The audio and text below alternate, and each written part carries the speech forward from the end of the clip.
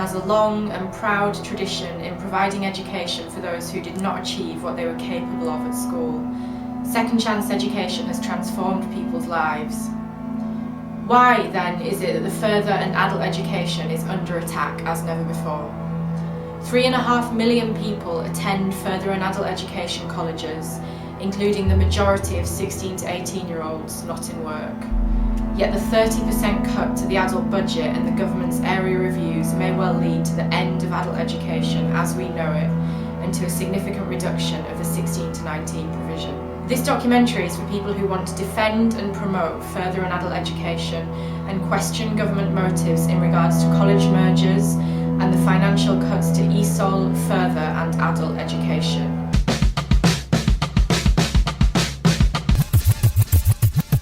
Do you agree with the government that fewer and more resilient colleges, as outlined in the review proposal, is a good idea? No, I don't agree with the government's proposals on this at all.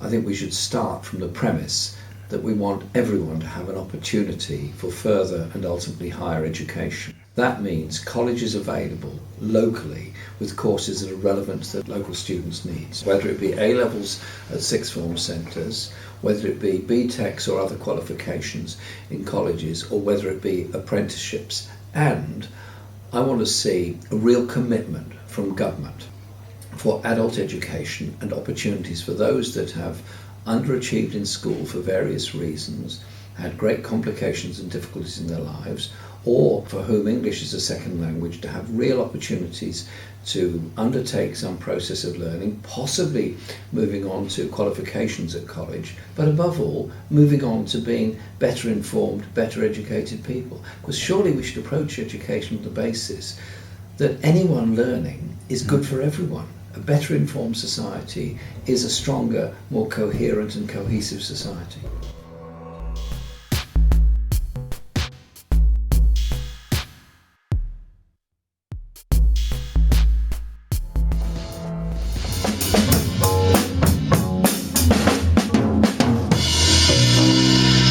Does Johnny Marr think less colleges in England is a good thing? The idea of cramming, just from a kind of practical point of view, the idea of cramming many more people into fewer buildings just doesn't seem very logical to me at all. And from a community point of view either, I don't see the benefit in taking places of education out of more communities and just making singular ones, however larger they may be, in fewer communities. I think the idea of and the feeling of being able to get an education in your own community is an idea that shouldn't be overlooked. And it just sounds like a suspect proposition to me. I think education is the best place to experiment, do different subjects, and then just find that one subject that just puts everything into place. I grew up in the Midlands, and then the opportunities for school leavers were a mixture of things. One was if they'd been to a grammar school, got A-levels, they would then probably be able to go on to university. That was actually then for quite a small minority of students. For those that had either not achieved A-levels and left after O-levels, more or less the same age as GCSE, or gone to secondary modern schools where they probably wouldn't have A-levels available for them, their opportunities was a technical college, all of which was about technical education with a work-related programme. There's nothing wrong with a work-related programme. There's nothing wrong with giving students a job opportunity through the training they've done. But college education is about education. It is about wider learning. It is about a wider educational experience and social inclusion. And I fear that we're going backwards, not forwards. If the government is keen on apprenticeships, which I am, then I think those apprenticeships have to be properly funded, of good quality, have real qualifications at the end of it, but above all also include a strong element of social education as well. So we end up with rounded, aware students at the end of it. That is an aspiration that I know many teachers in colleges have, certainly many in schools and universities have, and want to see achieved. My worry is that the government's agenda isn't that. It's something rather different and rather narrower, and as I think you quite rightly say in your question, taking us backwards, not forwards. What about the students with special needs? How worried are you that they may fit in within the streamlined vision of FE? I'm extremely worried about students with special needs. It's been my pleasure to visit and work very closely with City and Islington College, part of which is in my constituency, where there's been some excellent special needs courses, particularly on the Blackstock Road site, but also on the Camden Road site. Excellent courses. Pottery, catering, woodwork, many other courses and skills they've had. And students with special needs have not only been able to develop those skills, have often gone on also to get jobs in those areas, in carpentry and woodworking, many other things. But above all, they've been able to develop themselves and learn a lot more of wider life. I fear that the special needs students are going to be the ones that lose out here, and they will not be able to develop their skills in any way and their possibility of working later on in life. I think we need to have another look at all of this and ensure that we do provide further education available for all.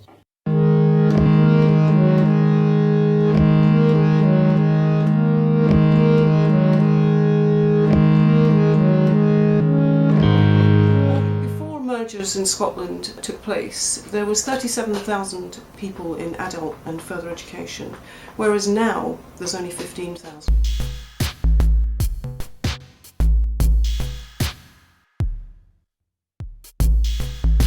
Haven't they? They've cut ESOL funding, yet said that Muslim women in particular are going to be targeted for language training. This is some article I read in the newspaper, which seems it's sort of like taking away huge chunks of funding with one hand and giving a tiny amount back to a very specific group, of which there's not really proper evidence about.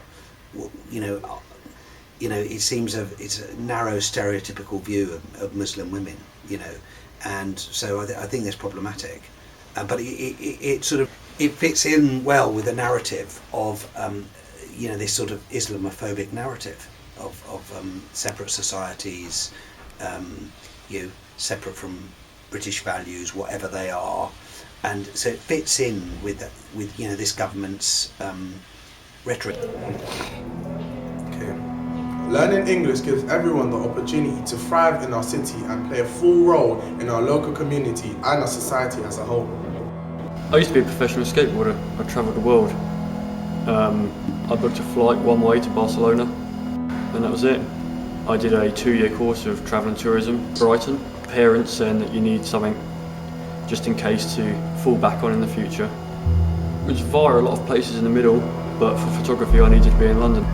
I got bored of skateboarding. I did everything, and I wanted a new challenge. Photography gives you a creative vision. You can create what you want, and it gives you a voice.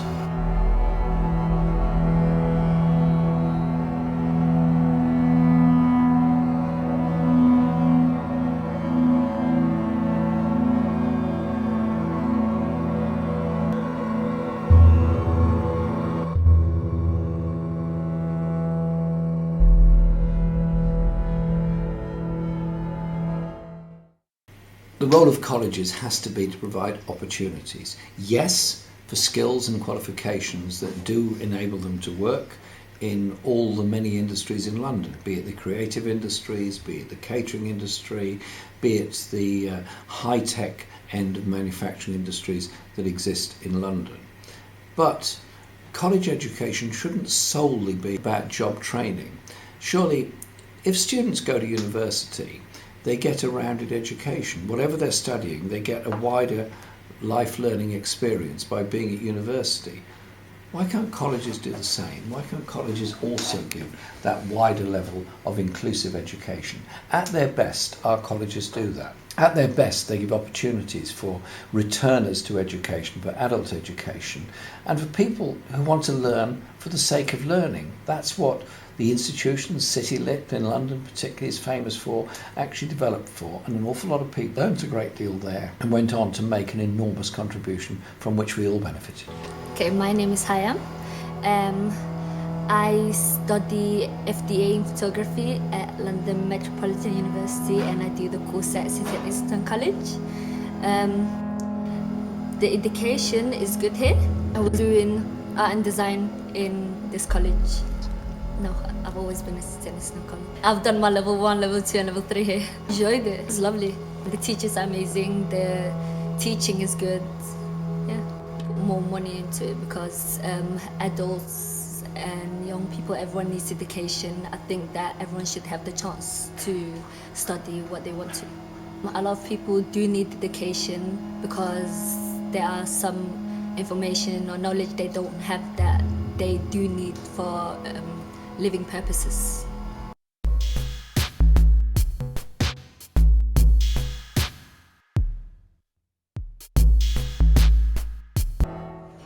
I think however you carve it up, fewer opportunities for people in education is a bad idea socially, because education in whatever kind of field, knowledge is surely freedom. I mean, this is something that history's taught us for thousands of years. Education is freedom, and the idea of any government reducing the opportunity for social betterment, to me, just smacks of cheap economics. And it's also it shows a deep lack of compassion for its citizens, because surely just on a human level, the idea of people needing something to do and for their own betterment, isn't that really what the kind of conservative remit essentially is supposed to be about? Creating personal entrepreneurs. So the idea of like taking away the opportunity for people to give themselves skills and essentially empower them seems like a massive hypocrisy to me, fundamentally. And again, it's just it's an example of lack of absolute kindness for people with perhaps learning difficulties, people with social difficulties. Not everybody not everybody's parents can get into enough debt, or people can get into enough debt to go to university. I also suspect that these moves are another attempt to get the parents of young people to reach deep into their pockets and invest in the great new British business, which is college and universities. That's what it's about. It's not about progress. It's about shifting into a new mode of education as business, which we've seen in the United States since post-war.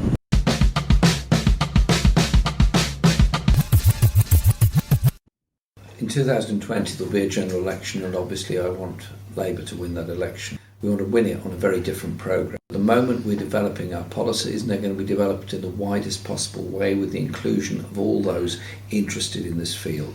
Lecturers, teachers, colleges, students, and the general public as a whole. I want to see a return of the educational maintenance allowance, which gave a real opportunity for many young people from poorer communities to be able to carry on in education, get their A-levels, and therefore be able to go on to university. What I also want to see is a public funding stream funded through taxation, corporate taxation by and large, to ensure that we do have an effective further education system rather than a fee-paying further education system. The government, in a counterintuitive way from their point of view, have gone some way down this direction by bringing in employers' levy to fund apprenticeships. That is it's a very high levy, as a matter of fact, probably the highest in Europe. I think we need to look at the funding, but essentially, if we want to live in a well-qualified, well-educated, modern industrial society, we have to contribute to it. And in contributing to it, we all benefit from it.